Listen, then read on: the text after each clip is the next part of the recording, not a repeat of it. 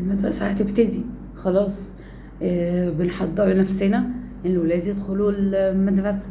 طيب، انا عندي طالب بيبقى صعب شوية في القراءة، بيبقى صعب شوية في الحساب، بيواجه مشكلة مع صحابه اللي معاه. طب هنعمل ايه؟ ادينا هنوجهه. الحقيقة اللي أنا بطلبها من حضراتكم هو إنكم تتوجهوا إلى المدرسة. حضراتكم محتاجين قبل دخول المدرسة، أهو قبل دخول المدرسة بكم أيام. يعني المدارس عادة بتبتدي الانترناشونال بيبتدوا في أول أسبوع من شهر 9، المدارس الانترناشونال. لكن الجنرال دول بيبتدوا مثلا من نص شهر 9.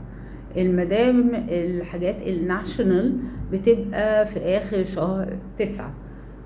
قبل دخول المدرسة بأسبوع، قبلها بأسبوع أو 5 أيام، هاخد ميعاد مع المدرسة، مع الهيد، او هو الاحسن مع التيتشر نفسه. بس انا عارفة ان احنا جوه المدرسة مش بتشتغلي قوي في الاول ان انت تقابلي المدرسة، لكن هو في الحقيقة الاحسن ان انت تطلبي المدرسة والمدرس اللي هيقابل الطالب.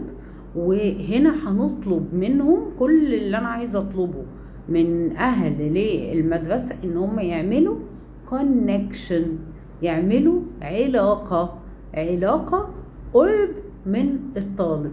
ده الجزء الاولاني والاهم جدا جدا جدا انه تعملوه حاليا في دخول المدرسة.